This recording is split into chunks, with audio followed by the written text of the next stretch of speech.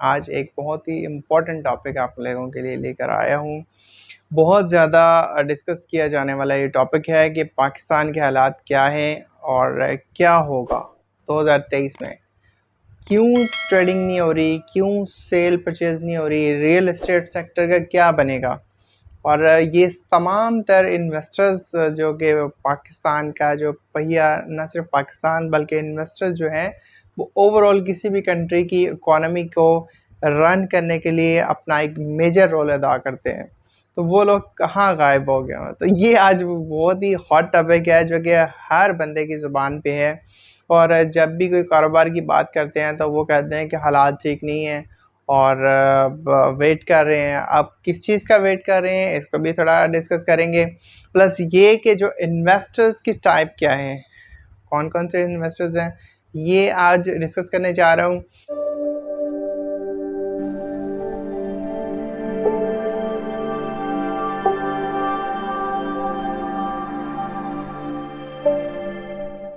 बिस्मिल्लाहिर्रहमानिर्रहीम, इय्याका नअबुदु व इय्याका नस्तईन। This is Ibrahim Shehzad, Aarish property consultant platform से।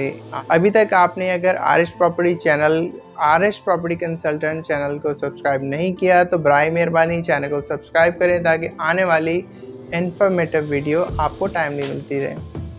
नाज़रीन, चलते हैं आज के टॉपिक की तरफ। बात करने जा रहे थे हम इन्वेस्टर्स के। इन्वेस्टर दो तरह के होते हैं।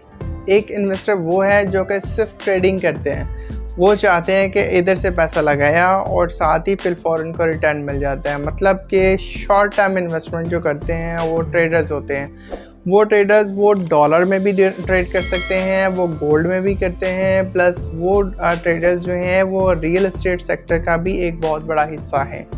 जैसे कि अगर वो गोल्ड की बात करें तो गोल्ड को ढकी छुपी बात नहीं है, यहाँ से लिया वहाँ से वहाँ दे दिया, तो कुछ दिन रखा, कुछ महीने रखा, तो उसके बाद सेल कर दिया। तो पैसे इन्वेस्ट करते हैं, उसमें से कुछ पार्ट ऑफ इन्वेस्टमेंट वो उनका रिटर्न की सूरत में उनको मिल जाता है। एक तो ये कैटेगरी होगी। दूसरा, ये डॉलर्स में भी आजकल कर रहे हैं क्योंकि डॉलर जो है बहुत ज़्यादा जल्दी अप्रिशिएट हो रहा है और हमारी करेंसी जो है वो काफ़ी तेज़ी से डिवैल्यू हो रही है। तो वो लोग क्या करते हैं, जो इन्वेस्टर्स हैं, जो ट्रेडर इन्वेस्टर्स हैं, वो बेसिकली वो डॉलर्स ख़रीदते हैं और वेट करते हैं कि मज़ीद डॉलर की प्राइस जो है वो कब अप्रिशिएट होती है। तो इस तरह के इन्वेस्टर्स जो हैं वो पाकिस्तानी इकॉनमी के लिए भी काफ़ी प्रॉब्लम्स क्रिएट करते हैं, बिकॉज़ वो आर्जी तौर पे जो जब डॉलर ख़रीदते हैं ऑब्वियसली वो पाकिस्तान के रिज़र्व्स कम हो जाते हैं। तो इन दैट केस के पाकिस्तान को बहुत से मसले मसाइल्स और सर्कमस्टेंसेस का सामना करना पड़ता है। थर्ड आ जाता है इन रियल एस्टेट सेक्टर के अंदर इन्वेस्टर्स जो हैं वो है रियल एस्टेट के अंदर जो इन्वेस्टर्स हैं वो मोस्टली जो काम कर रहे होते हैं वो फाइल्स के ऊपर काम कर रहे हैं। 200 फाइल उठा ली, कोई इमर्जिंग सोसाइटी है, किसी सोसाइटी ने नया ब्लॉक इंट्रोड्यूस करवाया है, किसी ने रोड से निकाल दिए। तो जिस सोसाइटी के अंदर बूम आने वाला होता है आने वाले 2-3 महीने के अंदर, उसके अंदर बहुत सारी फाइल्स उठा लेते हैं। वो फाइल्स मार्केट से गायब हो जाती हैं, वो उन लोगों के ऊपर पास पड़ी होती हैं।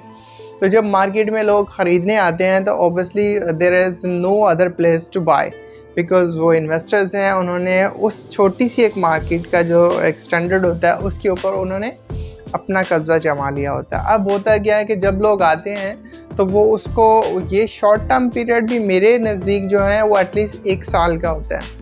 1 साल का ये जो ट्रेडर हजरात है जो कि रियल एस्टेट फाइल्स के अंदर डील करते हैं वो एटलीस्ट 1 साल की इन्वेस्टमेंट जो मेरे नज़दीक है उसको शॉर्ट टर्म में इन्वेस्टमेंट कहूँगा। अब सेकेंडली आ जाते हैं इन इन्वेस्टर्स में फॉरेनर भी हैं, ओवरसीज़ पाकिस्तानी भी हैं, और पाकिस्तान के अंदर जो और मौजूद हैं इंडस्ट्रियलिस्ट भी हैं, और भी इन्वेस्टर्स हैं। कई तरह के लोग हैं जो कि पाकिस्तान में भी मौजूद हैं और फॉरेनर्स का इनके अंदर बहुत बड़ा हाथ है। अब सेकंड जाते हैं।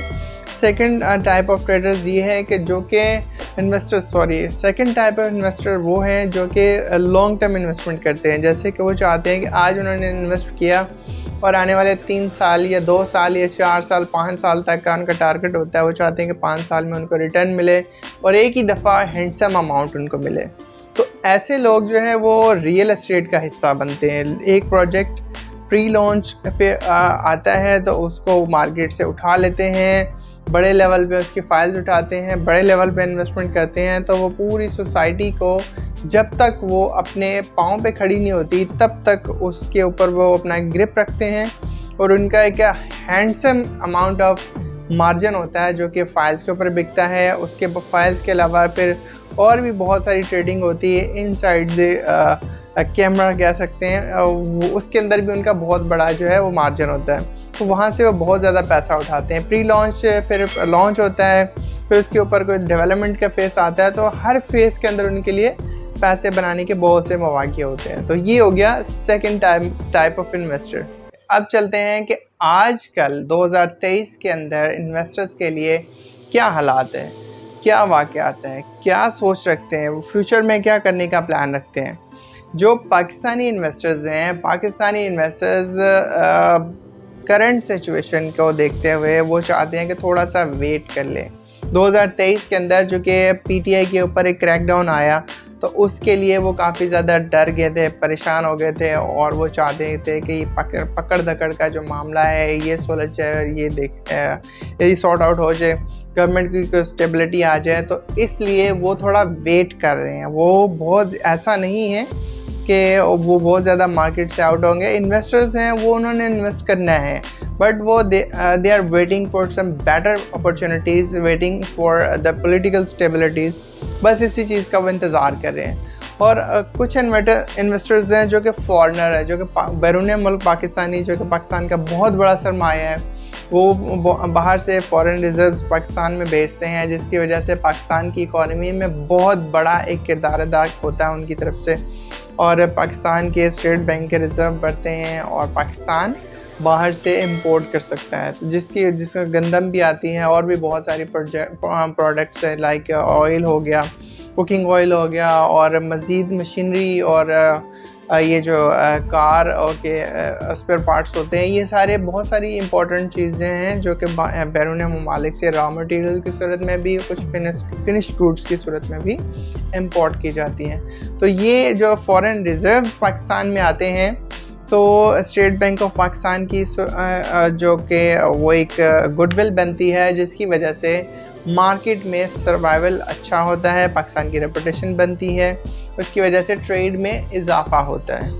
2023 के अंदर जो पाकिस्तानी इन्वेस्टर्स हैं वो ये वेट कर रहे हैं कि इलेक्शन अनाउंस कब होते हैं, इलेक्शन कब फिनिश होते हैं, तो वो तो जस्ट इस चीज़ का वेट कर रहे हैं। अब बात करते हैं जो कि ओवरसीज़ इन्वेस्टर्स हैं। ओवरसीज़ इन्वेस्टर्स पाकिस्तान में इतने हालात भी ख़राब नहीं हुए, इतने भी मामलात ख़राब नहीं हुए कि पाकिस्तान में इन्वेस्ट नहीं करो। ऐसा नहीं, पाकिस्तान की मनी बेशक डिवैल्यू हुई है, लेकिन अगर ओवरऑल दुनिया को देखा जाए तो अमेरिका भी खुद ज़ाती तौर पे भी डिफ़ॉल्ट होने के करीब है।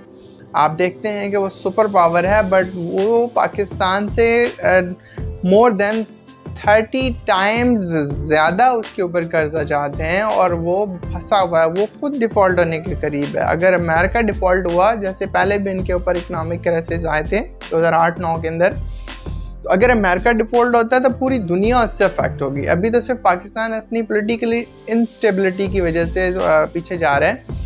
जो फॉरेनर ओवरसीज़ पाकिस्तानी इन्वेस्टर्स वो इस चीज़ से डरे हुए हैं कि उनको सोशल मीडिया और इसके अलावा जो हमारा प्रिंट मीडिया है, कुछ हमारा जो है टीवी चैनल्स और जितने भी मीडिया के ज़राए हैं, वो पाकिस्तान का इतना ही ज़्यादा नेगेटिव इम्पैक्ट बाहर दिखाते हैं कि पाकिस्तान में तो मर गए, पाकिस्तान में कोई ज़िंदगी के नामो निशान नहीं है, जाओ पाकिस्तान से बाहर जाके कमाओ।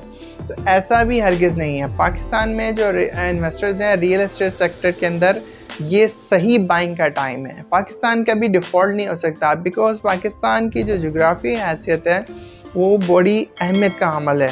एक तरफ अफ़गानिस्तान है, एक तरफ चाइना है, और चाइना आने वाले सुपर पावर है, और मैं नहीं समझता कि चाइना की मौजूदगी में पाकिस्तान जो है वो डिफ़ॉल्ट हो सकता है। उसकी बहुत बड़ी रीज़न ये है कि चाइना की जो है वो ट्रेड पाकिस्तान से, अगर वो पाकिस्तान का जो कॉरिडोर बना रहा है, लाइक वो सी पैक रूट बना रहा है कराची से गवादर की तरफ से अपनी इंपोर्ट के लिए, तो ये पाकिस्तान फ्यूचर देख रहा है, वो पाकिस्तान के ऊपर वो अरबों डॉलर इन्वेस्ट करने के लिए तैयार है, लेकिन वो भी चाहता है कि पाकिस्तान में थोड़ी सी जो स्टेबिलिटी है वो गवर्नमेंट में स्टेबिलिटी हो जाए और कोई अच्छे सियासतदान जो है मुल्क का इक़्तिदार संभालें ताकि आने वाले फ्यूचर में जो है वो प्रॉस्पेरिटी आ सके।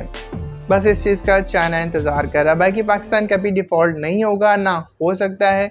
हमेशा यही कहा गया, हम हर दफ़ा जब भी गवर्नमेंट आई तो इसी तरह था। तब मीडिया बहुत ज़्यादा स्ट्रॉन्ग नहीं था, लोगों को इतना ज़्यादा डिस्कशन का मवाद नहीं मिलता था, उनके मोबाइल स्क्रीन के ऊपर सब चीज़ें नहीं आती थी, इसलिए वो चीज़ें छुपी रहती थी। अभी क्या है, अभी आज एक न्यूज़ ब्रेक होती है तो चंद मिनट्स, चंद घंटों के अंदर पूरी दुनिया में फैल जाती है। हर बंदे को पता होता है कि फ़लाँ जगह पे एक एक्सीडेंट हुआ है, वो हुआ हो गया है। अब अगर कराची की बात करें तो कितने 3 करोड़ से ज़्यादा कराची की आबादी। अब 3 करोड़ से ज़्यादा लोग अगर एक जगह पे रह रहे हैं, ऑब्वियसली कहीं ना कहीं तो कोई मिसहैप होता है, कहीं ना कहीं तो कोई एक्सीडेंट हो जाता है, कहीं ना कोई लड़ाई हो जाती है। 3 करोड़ लोग जहाँ छोटे से एरिया में रह रहे हों तो ऑब्वियसली तो लड़ाई का तो मामला तो होते हैं, कुछ ना कुछ तो एक्सेप्शनल केस आ जाते हैं। तो मीडिया उस चीज़ को उठा देता है। जो बैरून मुल्क पाकिस्तानी हैं, इन्वेस्टर्स हैं, वो इस चीज़ से डर जाते हैं और वो डरे भी हुए हैं कि पाकिस्तान के हालात क्या हैं, पाकिस्तान से लोग बाहर जा रहे हैं। देखिए, मैं आज भी देखता हूँ कि मैकडोनल्ड्स के ऊपर जो लाइनें लगी हुई हैं, वो चाहे 2000 का बर्गर बेच रहे हैं चाहे 1000 रुपये का, वो लाइनें लगी हुई हैं, लोग बर्गर ख़रीद रहे हैं। इट मीन्स कि लोगों के पास पैसा है। अगर हम किसी शॉपिंग मॉल में चले जाते हैं तो लोग एज इट इज़ शॉपिंग कर रहे हैं जैसे पहले शॉपिंग करते थे, कोई इसमें कमी नहीं आई है। आज भी गाड़ियाँ उतनी मिकदार में ही चल रही रोड्स के ऊपर जितनी पेट्रोल जब 150 रुपये था तब भी। ठीक है, मैं ये नहीं कह रहा कि कोई गवर्नमेंट आके अगर महंगाई कर दी तो उसको मैं अप्रिशिएट नहीं कर रहा, हरगिज़ नहीं। पीडीएम की गवर्नमेंट ने बहुत ज़्यादा महंगाई की है, इसमें कोई शक नहीं है, लेकिन उनको सोचना चाहिए, होश के नाखुन लेने चाहिए, लोगों को परेशानी से निकालें। और जो लोगों के ऊपर जो बैड इम्पैक्ट पड़ रहा है, इन्वेस्टर्स पाकिस्तान की तरफ अच्छी निगाह से नहीं देखते, वो दुबई में शिफ्ट कर रहे हैं, वो समझते हैं दुबई बहुत ज़्यादा सिक्योर है। ऐसा भी नहीं है कि बैरून मुल्क जाके अपनी इन्वेस्टमेंट की जाए, पाकिस्तान को जो है वो पीछे छोड़ा जाए। ये अपना मुल्क है। मुझे ज़ाती तौर पे कई अपॉर्चुनिटीज़ मिली, but I don't want to go abroad.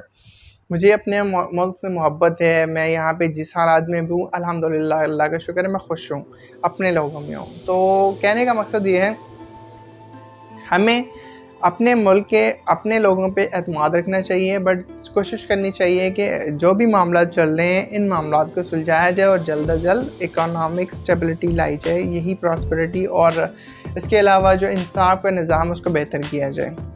अब बात करते हैं कि जो इन्वेस्टर्स हैं, शॉर्ट टर्म इन्वेस्टमेंट करने वाले, 6 महीने या 1 साल की इन्वेस्टमेंट करने वाले, वो फ़ाइलों की बजाय अगर रियल एस्टेट सेक्टर में रेडी प्रोजेक्ट की तरफ मूव करें तो वो ज़्यादा बेनिफिट ले सकते हैं, बेनिफिट्स उठा सकते हैं। तो इस सूरत में आरिश प्रॉपर्टी कंसल्टेंट के पास जो है, हमारे प्लेटफॉर्म से अगर कोई बंदा इन्वेस्टमेंट करना चाह रहे हैं, रेडी प्रोजेक्ट लेना चाह रहे हैं, तो ऊपर आई बटन के ऊपर क्लिक करें तो आपको पता चल जाएगा, और प्रोजेक्ट की डिटेल्स भी मैंने दी हुई है। 100% रेडी प्रोजेक्ट है। आप 50% पेमेंट करें और वहाँ रिहाइश पज़ीर हो जाएँ, और बाकी पेमेंट्स आप इंस्टॉलमेंट में एडजस्ट करवा सकते हैं। और अगर आप फुल पे करना चाहते तो फुल कर सकते हैं। फुल रेडी प्रोजेक्ट है, लोग वहाँ पे रिहाइश पज़ीर हैं, गैस है, बिजली है, और 4 साइड कॉर्नर बिल्डिंग है, और सोसाइटी के अंदर है, कराची में मौजूद है, स्कीम 33 के अंदर है।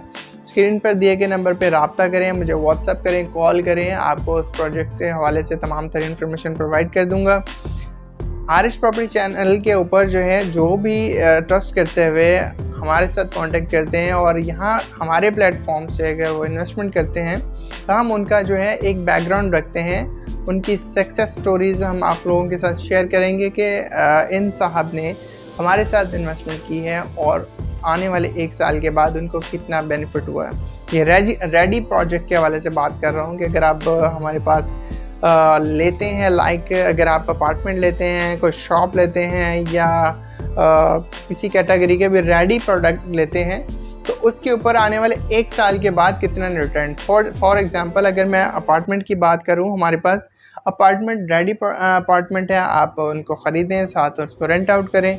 अगर 1 करोड़ की है तो ऑब्वियसली उसके ऊपर 40-50 हज़ार रुपये जो है आपको रेंट मिलेगा, तो रेंटल इनकम भी फिल फॉर स्टार्ट हो जाएगी।